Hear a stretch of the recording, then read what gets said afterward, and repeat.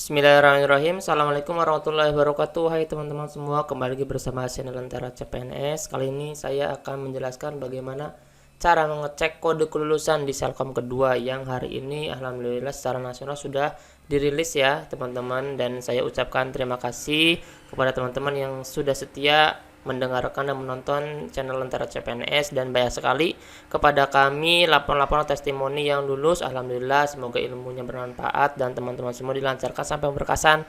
Dan teman-teman yang belum rezekinya di tahun ini atau di Selkom kedua ini, teman-teman pasti bisa mengajar di Selkom ketiga di tahun berikutnya. Oke teman-teman, kali ini saya akan mencoba untuk mengurai kode kelulusan di Selkom kedua ini.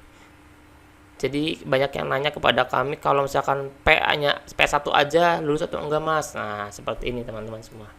Oke, pertama di P1, P2 dan P3 seperti postingan kami sebelumnya. P1 itu adalah peserta yang lulus atau memenuhi passing grade pertama yang sebelum adanya penurunan atau afirmasi penurunan passing grade ya teman-teman ya. Kemudian yang kedua P2 itu adalah teman-teman yang 50 tahun ke atas, dan P3 adalah peserta yang sudah penurunan afirmasi dan passing grade-nya diturunkan ya. Nah, kemudian P1L, P2L, dan P3L, TL, A, dan B. Jadi P1L itu adalah peserta yang lolos passing grade atau memenuhi passing grade sebelum passing grade itu diturunkan. Oke, di penyesuaian ambang batas. Jadi P1L berarti P1 dia masuk di kategori 1 dan dia lulus mengisi formasi. Oke. Kemudian P2L. P2 untuk teman-teman peserta yang 50 tahun ke atas, dan L ini adalah kode untuk mengisi formasinya. Alias teman-teman diterima di formasi tersebut. Oke. Kemudian P3. P3 adalah teman-teman peserta kategori 3 yang ambang batasnya sudah disesuaikan dengan yang terbaru. Oke. Dan L itu adalah kode peserta yang lulus mengisi formasi. Kemudian ada yang TL. TL itu adalah tidak lulus. Teman-teman yang TL ini adalah teman-teman yang tidak masuk kategori 1, 2, dan 3. Di bawah nilainya. Oke. Kemudian yang A itu masih seperti Selkom kedua. Selkom pertama. A itu untuk kode afirmasi Serdik ya teman-teman ya. Yang punya sertifikat pendidik. Yang nilainya full 500. Kemudian yang B.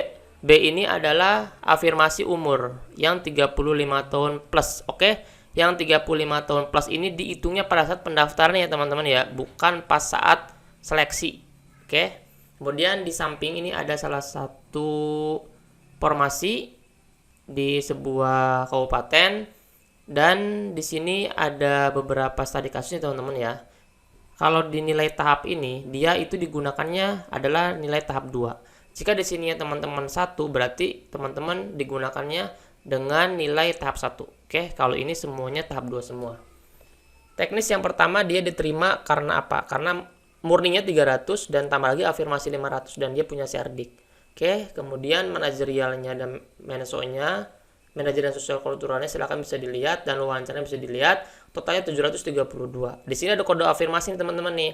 Yang orang pertama ini, peserta pertama ini, dia kode afirmasinya AB. A itu untuk serdik dan B itu untuk umur. Jadi kalau misalkan serdik udah masuk 500, berarti umur pun nggak harus masuk lagi ya teman-teman ya, karena maksimalnya ada 500. Jadi nggak bisa 575 atau 500 lebih.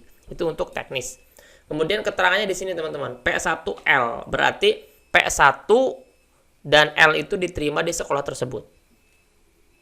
Kemudian yang bawahnya P1L juga sama, ternyata di sekolah tersebut ada berapa formasi nih teman-teman? 1, 2, 3, 4, 5, 6. Ada 6 formasi di sekolah tersebut teman-teman ya. Nah kemudian kenapa ini ada P1 tapi nggak L? Nah P1 ini kenapa dia nggak L? Karena dia kalah skor teman-teman ya. Kalah skor dari mana? Jadi kalau dia P1 bertarung dengan P1 lagi, yang pertama kali dilihat adalah jumlah total. 718. Ini ada sama nih teman-teman nih. Jumlah total yang nomor di atasnya itu 718 juga. Tapi kenapa yang nomor 6 ini yang diambil? Lihat lagi. Teknisnya yang terbesar yang mana? Core teknisnya. Mana dulu yang paling besar? Kalau misalkan teknisnya tetap sama, maka dilihat di manajerial dan sosiokulturalnya. Oke. Nah, kalau misalkan ini sama 500 semua, berarti lihat dari keduanya. Mensonya berapa kalau misalkan dijumlahkan, ini mensonya berapa dijumlahkan. Oke deh, misalkan di afirmasi ini semuanya punya afirmasi, berarti sama kan skornya. Berarti yang kedua adalah di mensonya. 89 dan 92 itu jauh lebih besar daripada 90 dan 89. Oke, teman-teman, itu penjelasan dari nilai yang sama. Pertama, kalau nilai sama teknis, setelah teknis baru ke menso. Oke. Nah, selanjutnya adalah P1 semua ke bawahnya. Nah, ini adalah P3. P3 ini adalah teman-teman yang masuk di passing grade kategori ketiga. Ini akan kalah. Kenapa? Karena yang diutamakan adalah P1 dulu. Jika P1 sudah tidak ada, baru ke P2. P2 tidak ada, baru ke P3. Itu ya teman-teman ya. Semoga bermanfaat dan teman-teman jika di dalam rekapan nasionalnya hanya P1 saja dan tidak ada L-nya, berarti teman-teman itu lulus tapi tidak mengisi formasi ya.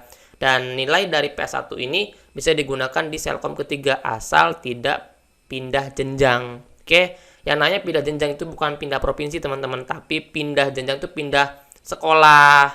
Ini SMP ke SMA atau SMP ke SD gitu. Itu kan pindah jenjang. Jadi yang kalau misalkan pindah jenjang, maka nilai sebelumnya tidak bisa digunakan. Jadi yang digunakan adalah nilai terakhir.